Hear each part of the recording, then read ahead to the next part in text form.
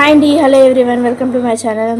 ఈరోజు అయితే liver fry ఎలా చేయాలో సింపుల్గా ఈజీగా చెప్తాను. ఫస్ట్ లివర్ అయితే మంచిగా కడిగేసుకొని బాగా ఉడకబెట్టేసుకోవాలి.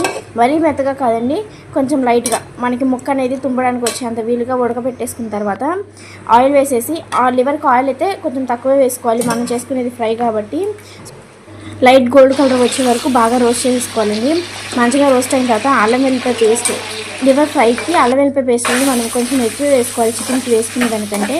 సో అల్లం వెల్లిపాయ పేస్ట్, అలాగే ఉప్పు, కారం, పసుపు, చికెన్ మసాలా, గరం మసాలా వేసేసుకొని పైన కొత్తిమీర కూడా వేసేసి మంచిగా ఫ్రై చేసేసుకోవాలండి. ముక్క అయితే బాగా కరకరలాడుతుంది, అలాగే తినడానికి కూడా మనకంత గట్టిగా ఉండదు. టేస్ట్ అయితే సూపర్ ఉంటుంది, సింపుల్గా అయిపోతుంది. With in 10 minutes. మనం ఉడకబెట్టడమే టైం 10 minutes పడుతుంది. సో ఉడకబెట్టిన తర్వాత కర్రీ అయితే 10 minutesలో అయిపోతుందండి. మీరు కూడా ట్రై చేసి టేస్ట్ ఎలా వచ్చిందో నాకు కామెంట్ చేయండి. Please like, share and subscribe. Thank you for watching.